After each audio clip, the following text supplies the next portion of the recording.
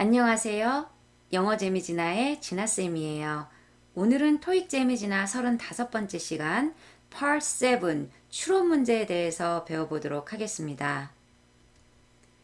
자, 화면에 보이시는 Part 7 지문과 문제 보이시나요? 시간 관계상 추론 문제 하나를 위해서 좀 짧게 지문을 편집했습니다. 이메일을 준비했고요. 여러분, 제가 지금부터 20초의 시간을 드릴 건데 여러분이 먼저 한번 읽어보시고 답을 선택하신 후에 저와 한번 맞춰보도록 하겠습니다. 지금부터 시작합니다.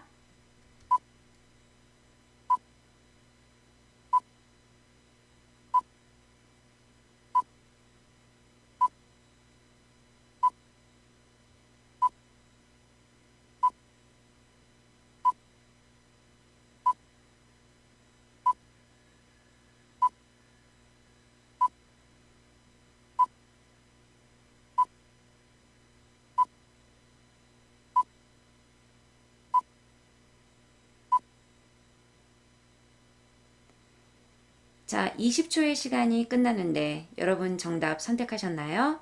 자, 먼저 정답을 알려드리고 설명드리도록 할게요.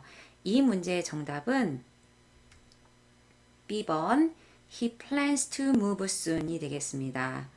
혹시 A번을 선택하셨거나 아니면 D번을 선택하셨다면 왜 안 되는지도 말씀을 드리도록 할게요. 자, 우선 이메일을 여러분이 보신다면은 제일 먼저 하실 건 글쓴이와 글을 받는 사람 확인하셔야 되겠죠? 일단 받는 사람은 코이 오카모토 씨고 보낸 사람은 FX Holmes라고 되어 있네요. 날짜 보시면 28th March라고 3월 28일 날 썼네요. 주제 lease signing이라고 해서 임대 sign이라고 되어 있네요. 임대 계약을 얘기하는 것 같아요. 자, 그러면 일단 첫 번째 단락은 잘 읽으셔야 돼요. 그 전에 우리가 문제 파악을 좀 하고 들어가야 되겠죠? 자, 문제 먼저 보도록 할게요. What does the email suggest about Mr. Okamoto? 오카모토 씨에 대해서 이메일이 암시하는 게 무엇인가요? 라고 되어 있어요. 자, 우리 suggest라는 동사를 제안하다라고 보시면 안 되겠죠. 여러분들이 문제를 살짝 잘못 읽으시면은 오카모토 씨가 제안한 게 뭐죠? 라고 해석을 하시면 지문을 아무리 읽어봐도 그에 대한 답은 찾을 수가 없어요. 그래서 알아두실 거는 suggest란 동사는 첫 번째 우리가 잘 아는 제안하다. 두 번째로 또 알아두셔야 될 건 암시하다라는 뜻이 있다라는 걸 알아두시고요. 이렇게 suggest about 하고 쓰면은 뭐뭐에 대해서 암시하는 게 뭔가요? 라는 의미이기 때문에 이를 추론 문제라고 볼 수 있습니다. 추론이라는 거는 지문에 딱 나와 있지는 않지만 지문의 내용을 보시고 아 이렇겠구나 라고 우리가 예측할 수 있는 걸 고르는 거예요. 그래서 우리가 오카모토 씨에 대해서 암시하는 게 뭐냐라고 했을 때 이 사람은 수신자이기 때문에 사실 지문 전체적인 부분에 힌트가 깔려 있을 수 있습니다. 그걸 염두에 두시고 보셨으면 좋겠어요. 자, 우선 한번 내용 볼까요? Congratulations on choosing a new residence in Cardiff. 카디프에서의 새로운 거주를 선택하신 거에 대해서 축하한다. 아, 카디프라는 곳에 새로운 거주지를 선택을 하는 거니까 이 사람이 이곳에 이제 정착을 하려고 어떤 집이나 이런 걸 선택한 것 같아요. 그러면서 Your lease signing is scheduled for tomorrow, 29th March at 9 a.m. 당신의 계약, 그러니까 이제 임대 계약을 얘기하겠죠. 사인하는 것이 언제로 예정돼 있대요? 내일 3월 29일 날 9시에 오전 9시에 할 거다라고 되어 있습니다. 아, 이 사람이 이제 곧 사인을 하는구나 라는 걸 알 수 있겠죠?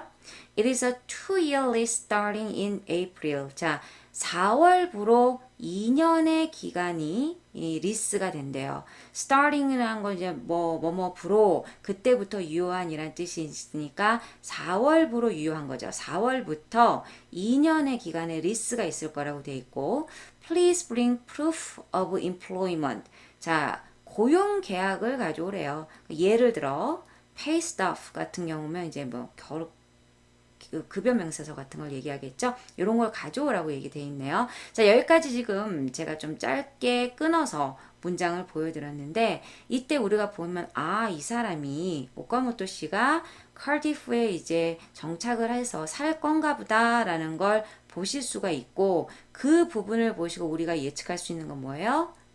그렇죠. 이 부분을 처음을 보셨으면 첫 두 문장을 보셨으면 he plans to move soon. 곧 그가 이전을 할 계획이구나, 이사 올 계획이구나 라는 걸 알 수 있겠죠. 이 부분을 보시고 우리는 정답을 B번으로 고르셨어야 됩니다. 답의 근거를 잘 찾는 연습하셔야 되겠죠. 혹시 A번을 고르셨다면 그는 will be changing jobs in April. 자, 4월에 직업을 바꿀 것이다.